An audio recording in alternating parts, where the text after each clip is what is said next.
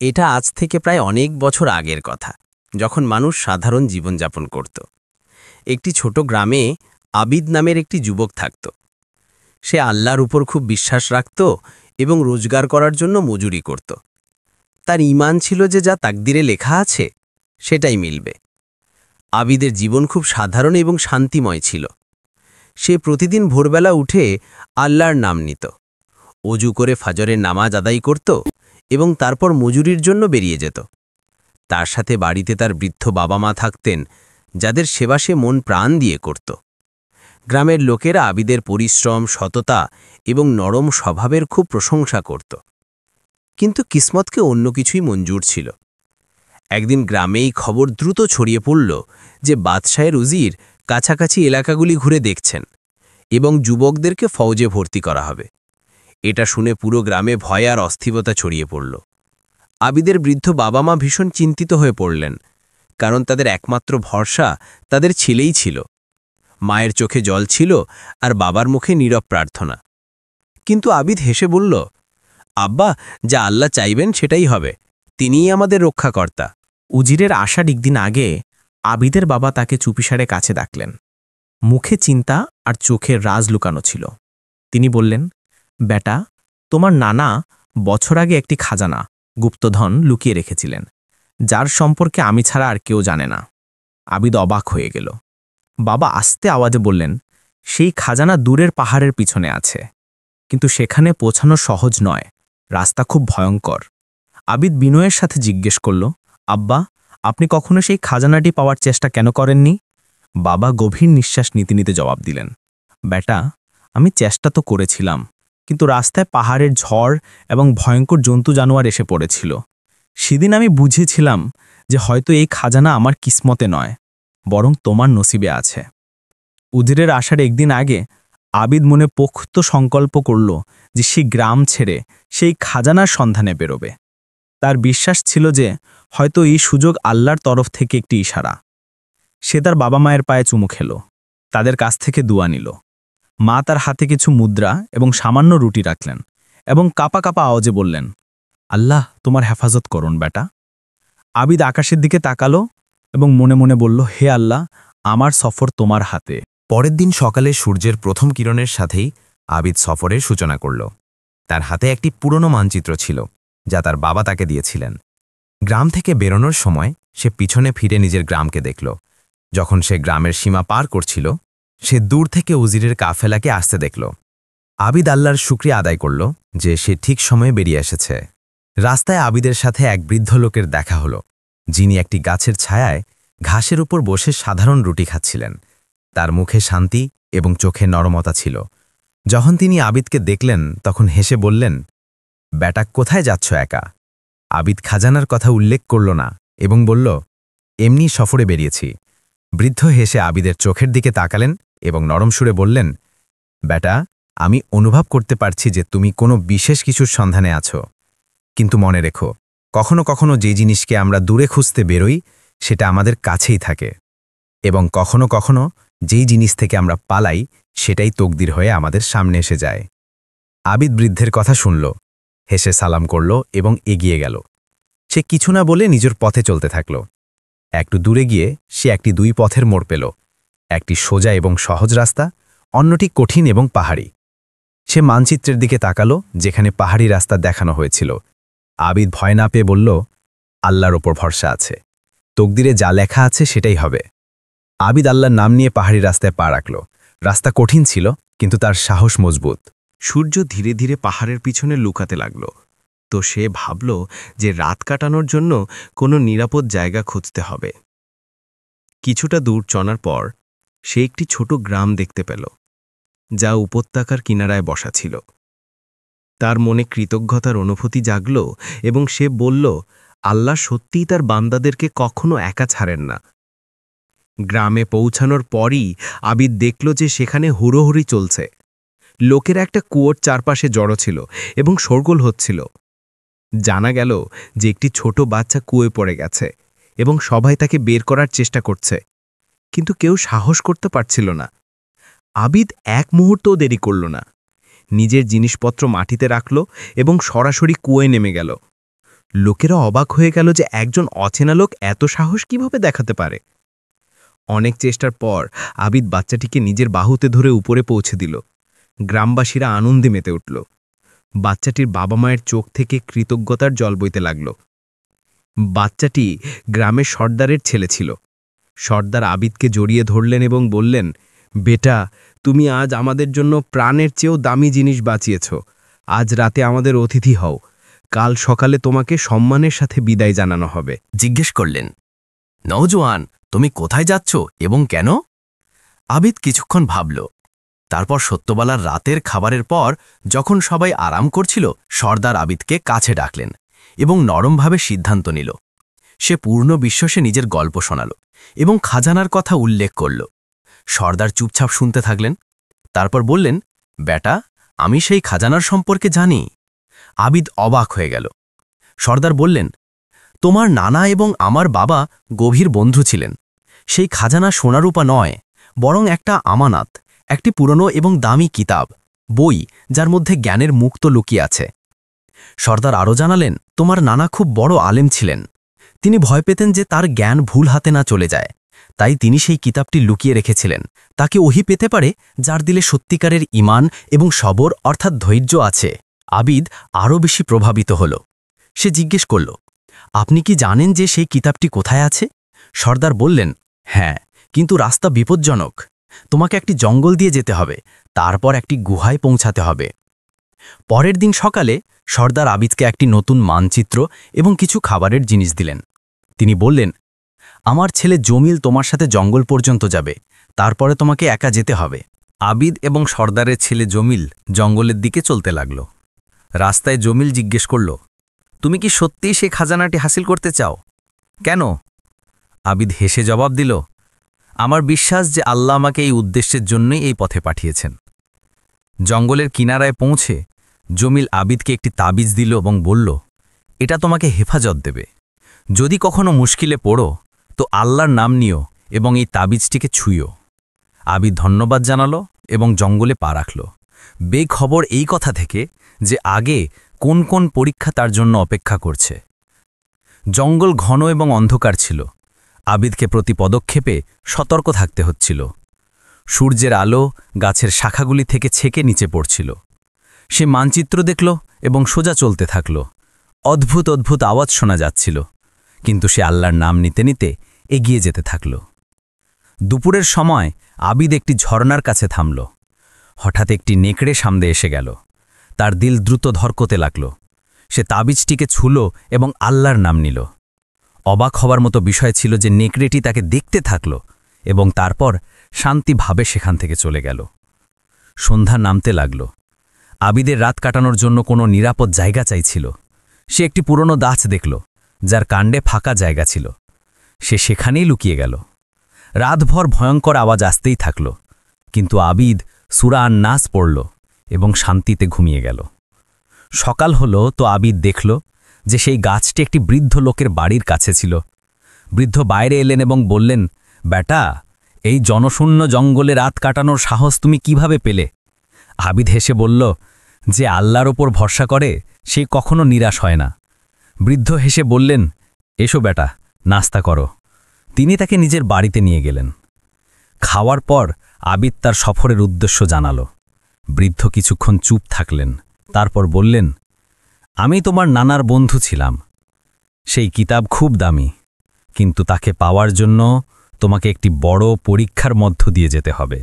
বৃদ্ধ বললেন, সামনের একটি রাস্তায় তোমার সাথে ৩ জন মুসাফিরের বা পথিকের দেখা হবে। একজন ধনী, একজন আলেম এবং একজন ফকির। ৩ জনই তোমার সাহায্য চাইবে, কিন্তু তুমি শুধুমাত্র একজনের সাহায্য করতে পারবে। এটাই তোমার কিসমতের পরীক্ষা হবে। আবিদ জিজ্ঞেস করল, আমি কিভাবে ঠিক করব যে কার সাহায্য করব? বৃদ্ধ হেসে বললেন, নিজের দিলের আওয়াজ শোনো। যদি তোমার দিল সাফ থাকে তো আল্লাহ নিজেই তোমাকে রাস্তা দেখাবেন। আবিদ ধন্যবাদ জানালো এবং সফর জারি রাখল, কিন্তু তার মন অস্থিরতায় ভরা ছিল। কিছুটা দূর চলার পর আবিদ দেখল যে একজন শাহী পোশাক পরা ধনী লোক রাস্তার উপর বসে আছে। তার ঘোড়া আহত ছিল। ধনী লোকটি বলল, আমাকে শহর পর্যন্ত পৌঁছাতে হবে। আমার কাছে সোনা আছে, তোমাকে পুরস্কার দেব। আবিদ এগিয়েই ছিল যে দ্বিতীয় আওয়াজ এলো।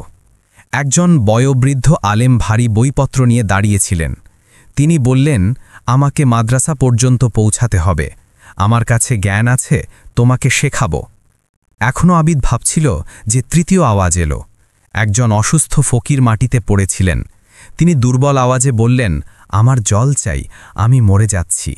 আবিদের সামনে তিনটি রাস্তা ছিল: দৌলত, সম্পদ, ঈমান, জ্ঞান এবং ইনসানিয়াত, মানবতায়ের। সে গভীর নিঃশ্বাস নিল এবং ভাবল, এটাই কি আমার তকদিরের আসল পরীক্ষা? আবিদ কিছুক্ষণ ভাবল, তারপর ফকিরের দিকে গেল এবং নিজের জলের মশক তার ঠোঁটে লাগাল। ফকির জল খেলেন তো তার চোখে নতুন জীবনের চমক এসে গেল। ধনী এবং আলেম দুজনই হতাশ হয়ে সেখান থেকে চলে গেলেন। ফকির আবিদকে দোয়া দিলেন। জল পান করার পর ফকির বললেন, তোমার নেকি বেকার যাবে না। তুমি দৌলত এবং জ্ঞানের বদলে একটি প্রাণ বাঁচিয়েছ। আবিদ নম্রতা সহকারে বলল, আমি সেটাই করেছি যা আল্লাহর পছন্দ ছিল। ফকির হাসলেন এবং বললেন, তুমি সঠিক পথে আছো বেটা। ফকির আবিদকে একটি ছোট পাথর দিলেন এবং বললেন, এটা নিজের কাছে রেখো। যখন তুমি গুহা পর্যন্ত পৌঁছাবে তখন এটাকে মাটিতে রেখো। এটা তোমাকে রাস্তা দেখাবে। আবিদ ধন্যবাদ জানালো এবং পাথরটি যত্ন করে রাখল। চলতে চলতে তার মনে এক অদ্ভুত শান্তি ছিল, যেন আল্লাহ তাকে ধাপে ধাপে পথ দেখাচ্ছেন। জঙ্গল থেকে বেরোনোর পরেই আবিদ দূরে পাহাড়ি এলাকা দেখল। মানচিত্র অনুযায়ী তাকে পাহাড়ের পিছনে যেতে হবে, যেখানে গুহাটি ছিল। রাস্তা খুব কঠিন এবং পিচ্ছিল ছিল। সন্ধে হতে হতে বৃষ্টি শুরু হয়ে গেল এবং ঠান্ডা হাওয়া বইতে লাগল। সে কোথাও আশ্রয় পাচ্ছিল না। বৃষ্টি তীব্র হতে থাকল, জল বইতে লাগল এবং মাটি ধসতে লাগল। হঠাৎ তার পা পিছলে গেল এবং সে নিচে পড়তে লাগল। সে তাড়াতাড়ি তাবিজ ধরল এবং আল্লাহর নাম নিল। তখনই তার হাত একটি গাছের শিকড়ে আটকে গেল এবং সে কোনোভাবে নিজেকে সামলাতে পারল। অনেক কষ্টের পর আবিদ নিরাপদ জায়গায় পৌঁছাল। বৃষ্টি থেমে গিয়েছিল। সে চারপাশে দেখল তো কিছুটা দূরে একটি ছোট ঘর দেখা গেল। সে সেখানে গেল এবং দরজায় টোকা মারল। দরজা খুলল তো একটি নজওয়ান মেয়ে সামনে ছিল। সে তাকে দেখে অবাক হয়ে গেল। মেয়েটি জিজ্ঞেস করল, কে তুমি? আবিদ নিজের পরিচয় দিল এবং বলল যে সে রাতের জন্য শুধু একটু আশ্রয় চায়। মেয়েটি জবাব দিল, আমার নাম আয়েশা, আমি এখানে একা থাকি, আমার বাবার ইন্তেকাল হয়ে গেছে। আবিদ এটা শুনে অবাক হল যে সে এত জনশূন্য জায়গায় একা কিভাবে থাকে। আয়েশা বলল, আমার বাবা আলেম ছিলেন, তিনি আমাকে কোরআন এবং জ্ঞান শিখিয়েছিলেন। তিনি আমাকে বলেছিলেন যে একদিন কেউ আসবে যে একটি বিশেষ কিতাবের সন্ধানে থাকবে। আবিদের চোখে বিস্ময় ছিল। আয়েশা ধীরস্বরে জিজ্ঞেস করল, সেই ব্যক্তিটি কি তুমি? আবিদ জিজ্ঞেস করল, তোমার বাবার নাম কি ছিল? আয়েশা বলল, তার নাম আব্দুল করিম ছিল। এই নাম শোনার পরই আবিদের চোখ ছলছল করে উঠল। এই নামটাই মানচিত্রে লেখা ছিল। সে অনুভব করল যে এই সব ইত্তেফাকের নয়, বরং তাকদিরের লেখা। আয়েশা তাকে খাবার দিল এবং বলল, কাল সকালে আমি তোমাকে গুহা পর্যন্ত নিয়ে যাব। আমার বাবা আমাকে তার রাস্তা বলে দিয়েছিলেন, কিন্তু তিনি বলেছিলেন যে গুহাতে সেই প্রবেশ করতে পারে যার দিলে সাচ্চাই এবং নিয়াতে সাফাই, মানে সততা ও পবিত্র উদ্দেশ্য থাকে। আবিদ মনে মনে বলল, এখন আমি আমার মঞ্জিলের খুব কাছে। পরের দিন সকালে আয়েশা আবিদকে গুহার দিকে নিয়ে গেল। রাস্তা পাহাড়ি এবং কঠিন ছিল, কিন্তু আয়েশা সেটা ভালোভাবে জানত। চলতে চলতে আয়েশা বলল, আমার আব্বু বলতেন যে প্রতিটি মানুষের তকদির তার আমল, কর্মের সাথে যুক্ত থাকে। তোমার ভালো আমল তোমাকে এখানে পর্যন্ত নিয়ে এসেছে। আবিদ জিজ্ঞেস করল, তুমি কি জানো যে এই কিতাবে কি আছে? আয়েশা জবাব দিল, না, আমার বাবা বলতেন যে যখন সঠিক সময় আসবে সঠিক ব্যক্তি এটিকে খুলবে। আমার বাবা এটিকে খুলতে পারেননি। তিনি বলেছিলেন যে তাদের তকদিরে এটা ছিল না। দুপুর পর্যন্ত তারা একটি বড় পাথরের কাছে পৌঁছাল।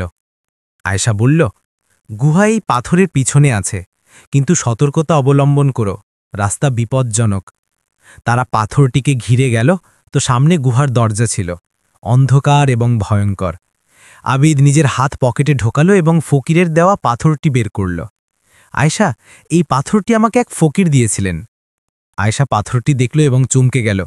এটা তো আমার বাবার নিশানা। তোমাকে এটা কিভাবে মিলল? আবিদ সারা ঘটনা জানালো। আয়েশার চোখে জল এসে গেল। ওই ফকির আমার বাবা ছিলেন। উনি তোমার পরীক্ষা নিচ্ছিলেন।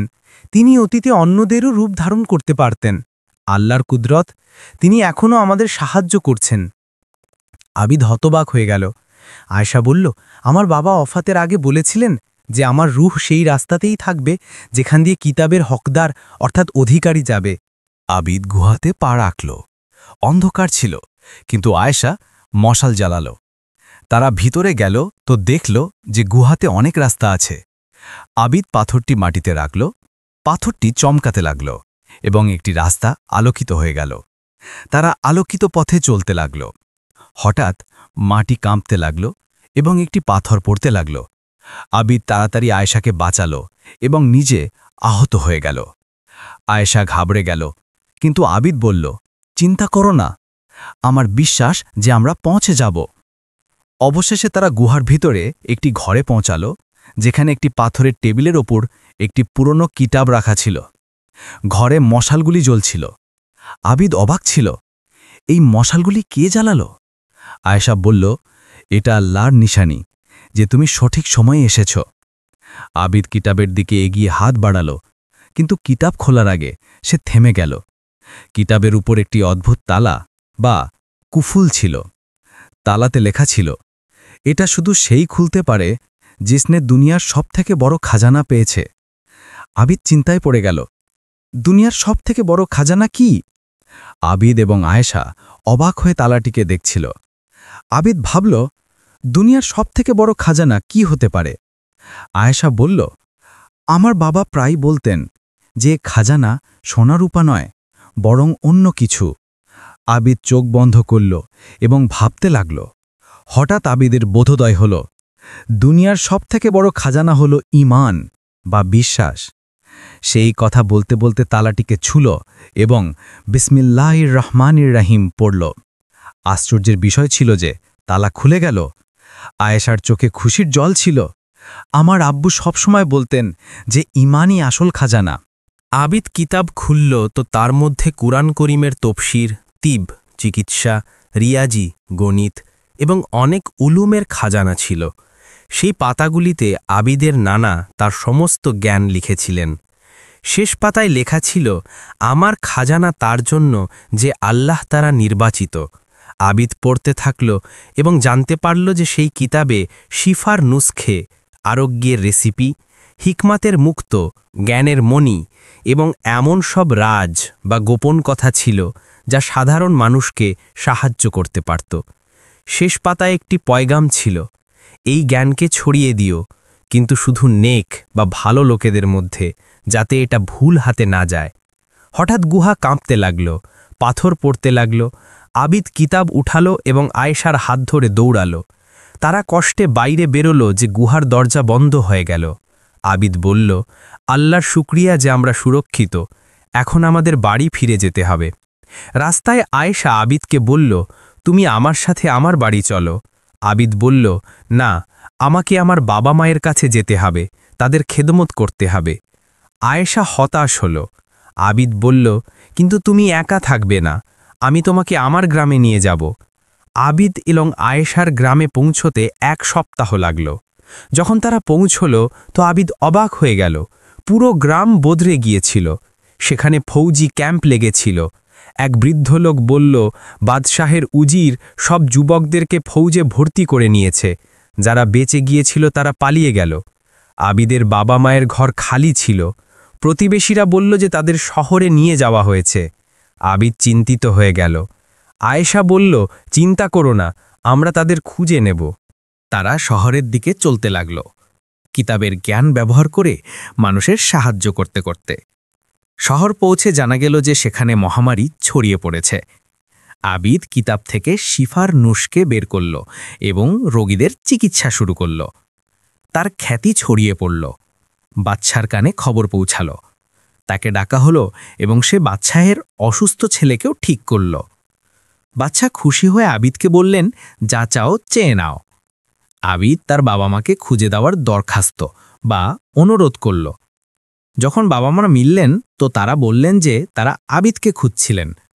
আবিদ বুঝল যে তকদিরের লেখা মিলেই থাকে।